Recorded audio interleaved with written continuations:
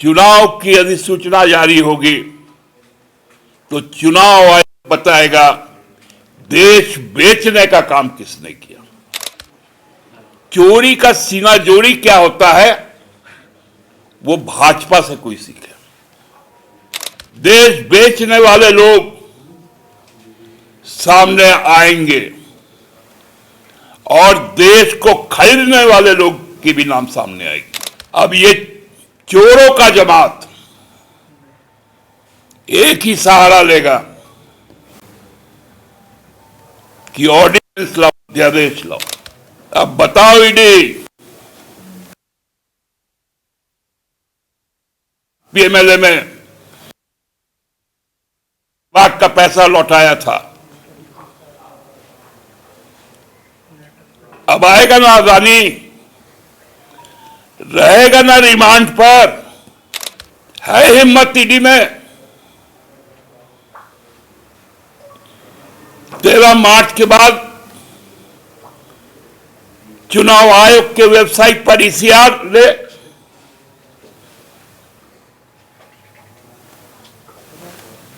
और प्रधानमंत्री मोदी को, तत्कालीन राष्ट्रीय अध्यक्ष अमित शाह को, वर्तमान जो नड्डा जी है उनको,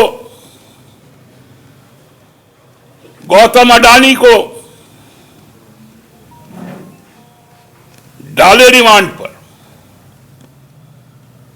देखेंगे ईडी का कलेजा। खट्टर जैसा कायर हमने कभी किसी को नहीं देखा। चुनाव के ऐन पूर्व माननीय उच्चतम न्यायालय द्वारा जो आज फैसला आया इलेक्टोरल बॉन्ड को लेकर, और उस पूरी तरह से काले को सफेद करने का जो भारतीय जनता पार्टी की योजना थी उसको असंवैधानिक करार करते हुए निरस्त किया गया। 2014 में जब सरकार बनी तो उसके बाद उनका दायित्व केवल और केवल एक ही रहा कि पूंजीपति वर्ग के हितों की रक्षा कैसे हो। क्योंकि आप लोग देखे होंगे 2012 के बाद विशेषकर 13 में गुजरात के तत्कालीन मुख्यमंत्री पूरे देश में रोज भ्रमण करते थे और भ्रमण के लिए उन्होंने एक उद्योग समूह का वाहन लिया था। उस उद्योग समूह का नाम अदानी था और 2014 में निर्वाचित होने के बाद उनका पहला लक्ष्य था कि अदानी समूह जो उस वक्त 10 बड़े उद्योग समूहों में सबसे नीचे था, उसको कैसे रातों रात विश्व के सबसे बड़े उद्योग समूहों के न केवल दौर में बल्कि सर्वोच्च 3 पदों में, 3 पायदान पर उनको रखा जाए। इसके लिए तत्कालीन वित्त मंत्री स्वर्गीय अरुण जेटली साहब, जो सुप्रीम कोर्ट के बहुत सीनियर लॉयर हैं, कानूनविद हैं, उनको एक विषय दिया गया कि भाजपा का पेट तो भरना ही है, लेकिन उससे भी पहली प्राथमिकता अदानी को देनी है। 2017 में पार्लियामेंट में एक कानून पेश हुआ, बिल पेश हुआ इलेक्टोरल बॉन्ड का, और उसको इस तरह से पेश किया गया मानो कोई क्रांतिकारी काम,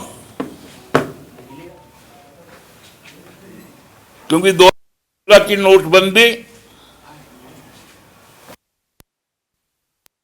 विफलताएं थी, उन विफलताओं को अब ना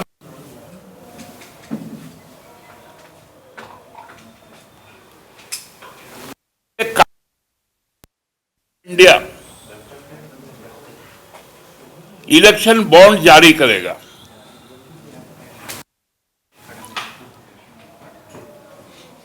वो बॉन्ड कोई भी खरीद सकता है, जिसकी पहचान एसबीआई नहीं बताएगा, और वो बॉन्ड किसी को भी दे सकता है, जिसके बारे में वो भी किसी को नहीं बताएगा। तब याद कीजिए, हम लोगों ने इस पर कहा था, मैंने, कि ये पूरा मनी लॉन्ड्रिंग का मामला है, धन शोधन का मामला है।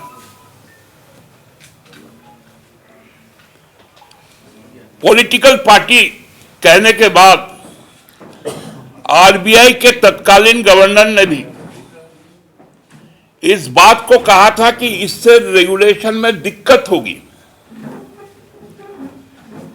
तत्कालीन मुख्य चुनाव आयुक्त ने भी इसे अव्यावहारिक बताया था,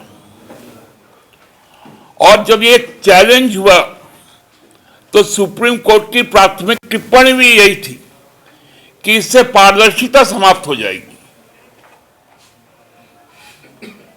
लेकिन हम तो हैं मस्तान, मेरे पास बाहू में है दम, लोकसभा में हमारी बहुमत, 2018 से इसको लागू कर दिया गया। पहले तिथि की गई कि 1 अप्रैल से होगा, कर्नाटका में चुनाव था, 1 महीने पहले ही कर दिया गया, मार्च में, फाइनेंशियल ईयर के बीच में ही। उसमें भी 10 दिन का एक्स्ट्रा ग्रेस दिया गया।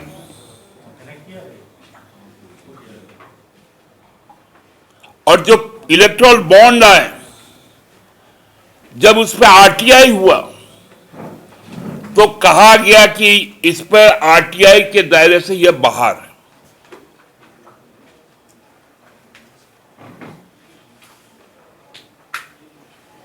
चोरी का सीना जोड़ी क्या होता है, वो भाजपा से कोई सीखे। तब से यह मामला लंबित था, और आज संवैधानिक पीठ ने 5 जजों की न केवल इस बात को कहा कि यह संवैधानिक है, तमाम सरकार के कुतर्कों को, कंपनीज एक्ट में किए गए बदलाव को, आईटी एक्ट में किए गए बदलाव को, पीपल्स रिप्रेजेंटेशन एक्ट में किए गए बदलाव को, सबको खारिज किया, और एसबीआई को कहा कि तुम 3 हफ्ते में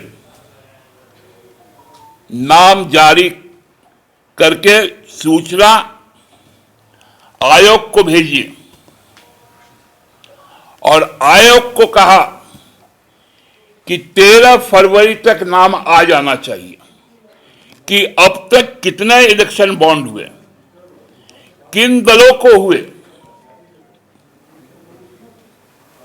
जाहिर है उसमें झारखंड मुक्ति मोर्चा होगा, भाजपा भी होगा, कांग्रेस भी होगा, माकपा भी होगा, भाकपा भी होगा, सपा भी होगा, राजद भी होगा।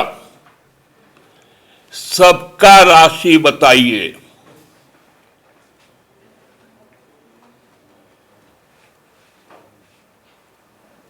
और हमको लगता है कि एक ऐतिहासिक फैसला है, क्योंकि जब चुनाव की अधिसूचना जारी होगी तो चुनाव आयोग बताएगा देश बेचने का काम किसने किया?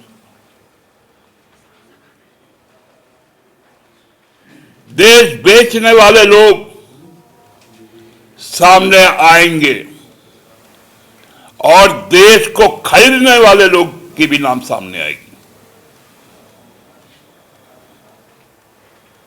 वो ऐतिहासिक पल होगा 13 फरवरी। और आश्चर्य मत कीजिए, मुझे तो आश्चर्य नहीं होगा कि 13 मार्च, सॉरी 13 मार्च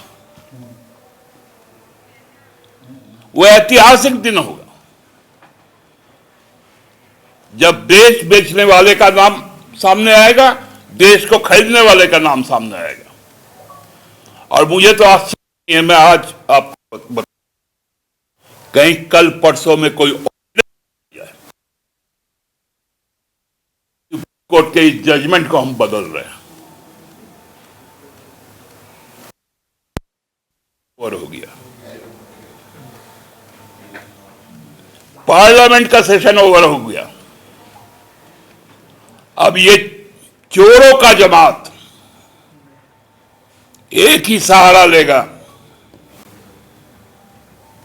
कि ऑर्डिनेंस लाओ, अध्यादेश लाओ और इस फैसले को करो। और बड़ा सीना तान के घूमने वाला ईडी, अब तुम्हारा पीएमएलए एक्ट 50 कहां जाएगा?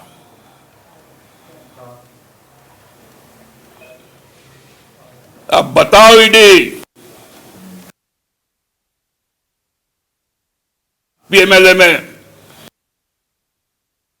बाग का पैसा लौटाया था, अब आएगा ना अदानी, रहेगा ना रिमांड पर?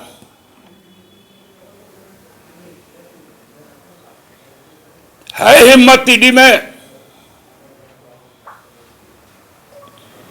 13 मार्च के बाद चुनाव आयोग के वेबसाइट पर ईसीआर ले,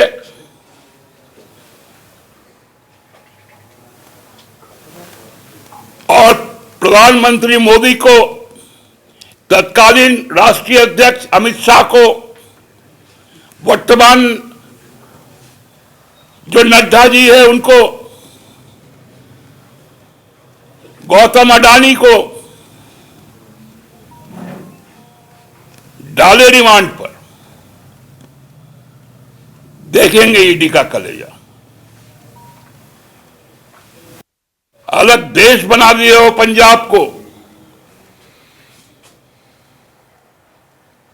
पंजाब का आदमी हरियाणा नहीं आ सकता, हरियाणा का आदमी दिल्ली नहीं आ सकता। अर्धसैनिक बलों से शेलिंग करवा रहे हो।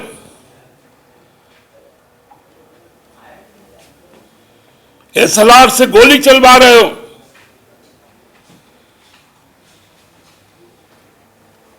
खट्टर जैसा कायर हमने कभी किसी को नहीं देखा।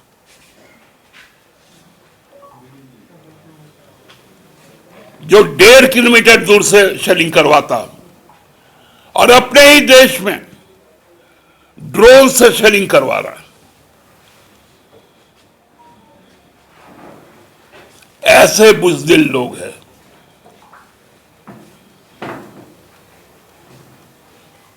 तो आज का इस ऐतिहासिक फैसला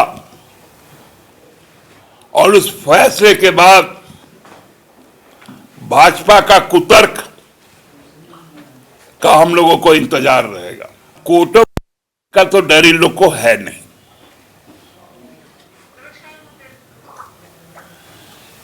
लेकिन हमें एक तो फेस करना ही पड़ेगा।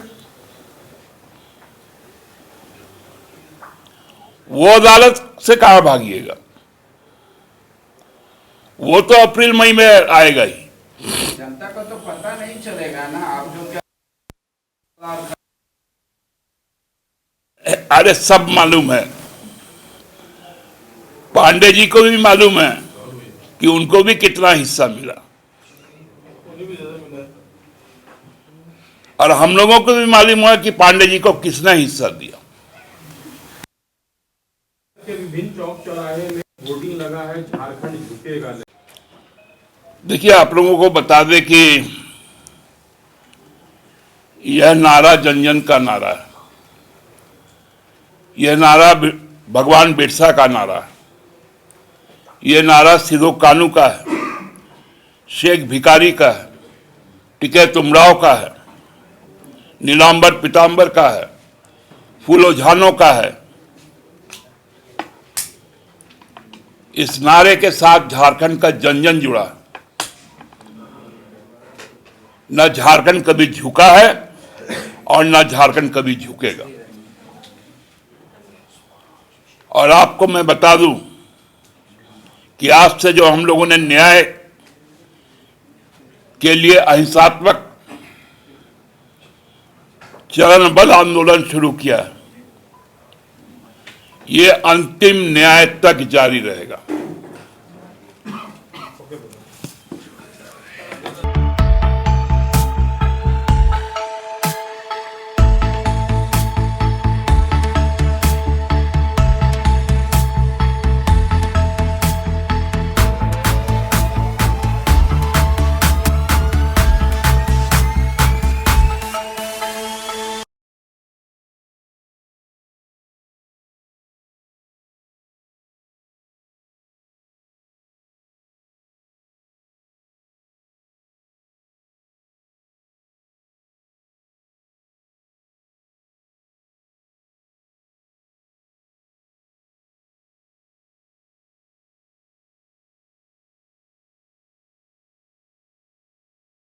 thefollowup.in.